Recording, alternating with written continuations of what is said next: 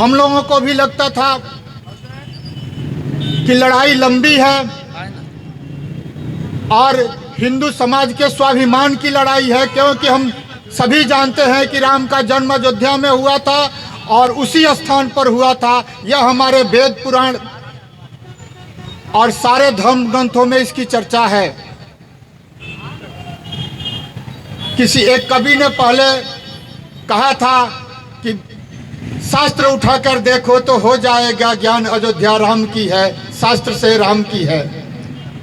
तो उस समय उन लोगों के कहने पे थोड़ा हतोत्साहित हम लोग अवश्य होते थे, लेकिन मन में यह था कि एक नेक काम है, अपने धर्म का काम है, और जहाँ राम ने जन्म लिया है उस स्थान को मुक्त करने का संकल्प हम लोगों ने लिया है। उस स्थान को विधर्मियों से मुक्त करने का जो संकल्प और सौगंध हम लोगों ने खाया है वह एक बहुत ही पवित्र है। और चाहे जो भी कठिनाइयाँ आए, जो भी स्थितियाँ बने, हम लोग इस संघर्ष को जारी रखेंगे।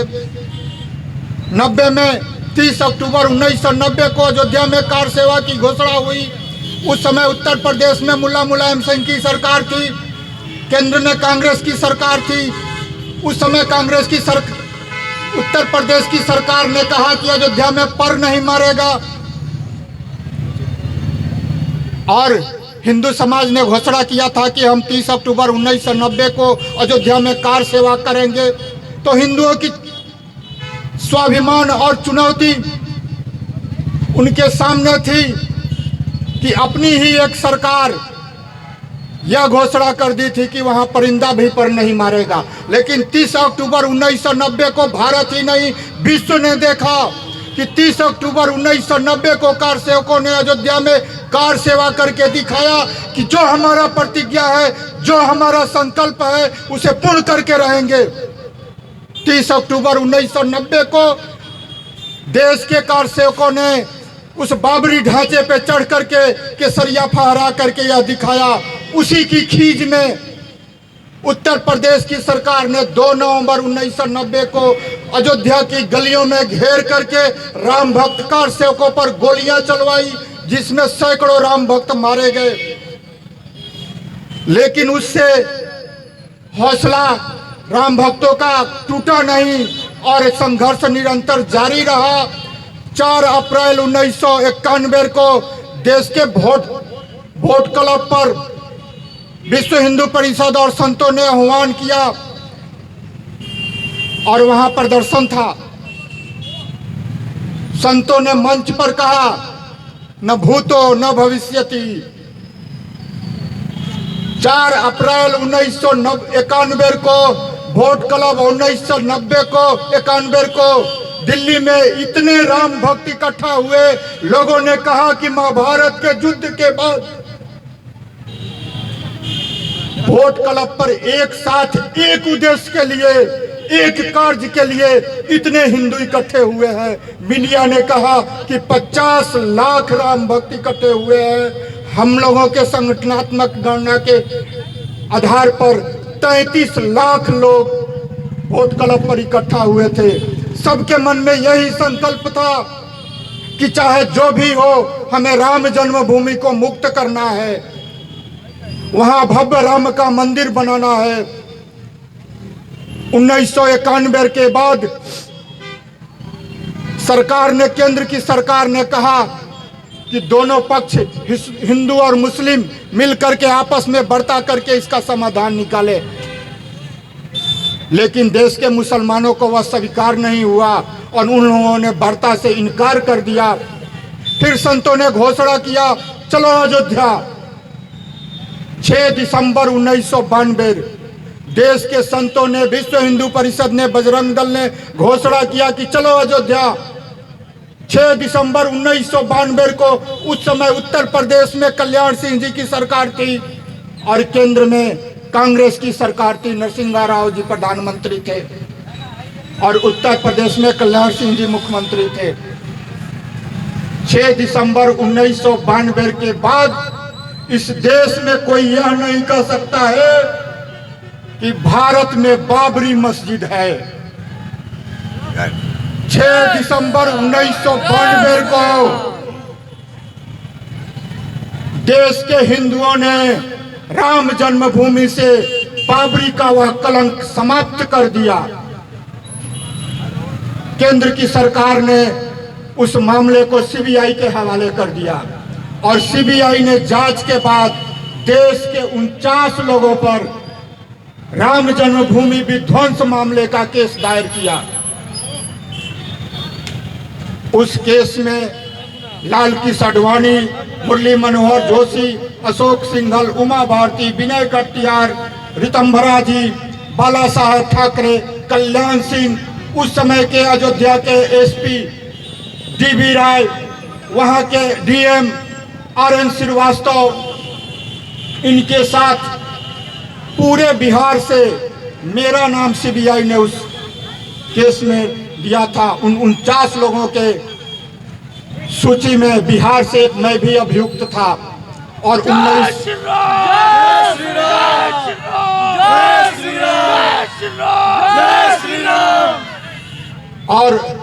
1993 से हम लोगों ने राम जन्मभूमि के उस केस का ढांचा ध्वस्त मामले का सीबीआई के विशेष न्यायालय लखनऊ में सामना किया।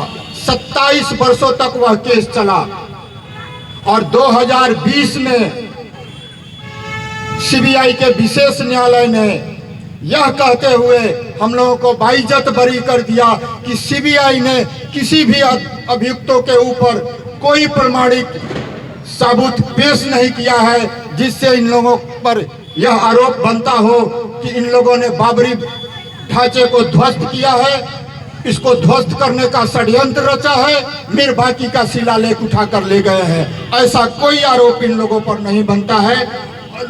2020 में सीबीआई के उस आरोप से हम लोग मुक्त हुए। मेरे ऊपर जिस समय केस हुआ था उस समय मेरी उम्र 21-22 बरस थी और जिस समय मैं उस केस से मुक्त हुआ मेरी उम्र 50 के आसपास हो गई थी। 27-28 वर्षों तक हम लोगों ने उस केस का सामना किया, लेकिन मन में कहीं भी मलाल नहीं था। एक था कि हमने राम के लिए संघर्ष किया और राम जन्मभूमि मुक्ति के लिए अगर केस हुआ है तो इस तरह के सैकड़ों केस भी होंगे, अगर सजा भी होगी, फांसी भी होगी तो वह स्वीकार है, लेकिन राम जन्मभूमि पर भव्य मंदिर बनाने का जो सौगंध हम लोगों ने खाया है उसे पूरा करके दिखाएंगे। आज 22 जनवरी 2024 वह प्रतिज्ञा पूर्ण हुआ। देश के लाखों राम भक्तों का, करोड़ों राम भक्तों का, जिन्होंने 1990 और 92 में राम जन्मभूमि के लिए संघर्ष किया, उनके साथ देश के और विदेश में रहने वाले लगभग 2 अरब हिंदुओं का वह संकल्प पूर्ण हुआ और आज 22 जनवरी 2024 भव्य श्री राम लला के मंदिर में हमारे राम लला विराजमान हो गए, उनका प्राण प्रतिष्ठा संपन्न हो गया। जय श्री राम, जय श्री राम, जय श्री राम, जय श्री राम, जय श्री राम, जय श्री राम। लेकिन यह एक स्थान की जीत है। 90 में जब हम लोग नारा लगाते थे कि अयोध्या तो एक झांकी है, काशी मथुरा बाकी है, मुक्त करेंगे 3 स्थान, राम कृष्ण विश्वनाथ। जय श्री राम। तो अयोध्या तो हिंदू समाज ने जीत लिया है, लेकिन काशी और मथुरा बाकी है। आगे काशी और मथुरा को मुक्त करने के लिए हमारे भगवान कृष्ण के जन्म स्थान और भोलेनाथ के काशी को विधर्मियों के द्वारा थोपे गए उस गुलामी के चिन्ह से मुक्त करने के लिए आगे जो संघर्ष होगा, उसके लिए हिंदू समाज की इस युवा पीढ़ी को संकल्पित होना पड़ेगा और अभी से उसके लिए तैयारी करना पड़ेगा। आगे की लड़ाई इससे भी कठिन है, लेकिन उस समय भी हम लोगों ने कहा था कि हिंदू जो भी करेगा करेगा धूमधाम से, राम जी का मंदिर बनेगा धूमधाम से। जय श्री राम, जय श्री तो वह जीत है हमारी, और राम जी का भव्य मंदिर धूमधाम से बना है और रामलला का प्राण प्रतिष्ठा आज हुआ है। तो भारत ही नहीं विश्व ने देखा है कि हिंदू समाज ने कितना धूमधाम से अपने इस कार्यक्रम को संपन्न किया है। लेकिन आगे काशी और मथुरा की लड़ाई है। हमें मथुरा कृष्ण जन्मभूमि को भी मुक्त करना है, क्योंकि विधर्मियों ने वहां भी एक गुलामी का चिन्ह थोपा है। काशी को भी मुक्त करना है। न्यायालय की लड़ाई प्रारंभ है, जमीन की लड़ाई हम सबको लड़नी है। अयोध्या की लड़ाई भी हम लोगों ने ताकत से जीता था। कोर्ट का फैसला 2011 में आया। इलाहाबाद हाई कोर्ट की बेंच, लखनऊ बेंच ने 2011 में हिंदुओं को यह जीत दिया कि रामलला जहां विराजमान है वही राम जन्मभूमि है। लेकिन हाई कोर्ट ने उसमें तीन लोगों के बीच में जमीन का बंटवारा कर दिया था। मुस्लिम पक्ष को भी दिया और निर्मोही अखाड़ा था उसे भी दे दिया। फिर मामला सुप्रीम कोर्ट में गया कि किसी ने तो बंटवारा दाखिल नहीं किया था। हमने कहा था कि हमारे रामलला विराजमान है, हमारा जन्मभूमि है। जब किसी ने बंटवारा का प्रश्न ही नहीं, चर्चा ही नहीं किया, किसी ने बंटवारा की बात ही नहीं की, तो 3 भागों में राम जन्मभूमि को कैसे बांटा गया। 2019 में सुप्रीम कोर्ट ने अपना जजमेंट दिया और उन्होंने कहा कि जहां रामलला विराजमान है वो संपूर्ण की संपूर्ण भूमि रामलला की है। और 2019 में हिंदू समाज ने सुप्रीम कोर्ट से भी, देश के सर्वोच्च न्यायालय से भी अपना जीत हासिल किया और उसके बाद जन्मभूमि पर भव्य राम मंदिर बनाने का कार्य प्रारंभ हुआ। 2000 करोड़ रुपए का खर्च था। श्री राम जन्मभूमि न्यास तीर्थ क्षेत्र ने हिंदू समाज से कहा कि 2000 करोड़ रुपया के राम मंदिर की आवश्यकता है बनाने के लिए, आप 2000 करोड़ रुपया दीजिए। आपको आश्चर्य होगा कि 5,500 करोड़ रुपया हिंदू समाज ने देश भर से राम जन्मभूमि मंदिर निर्माण के लिए तीर्थ क्षेत्र न्यास को अयोध्या भेज दिया।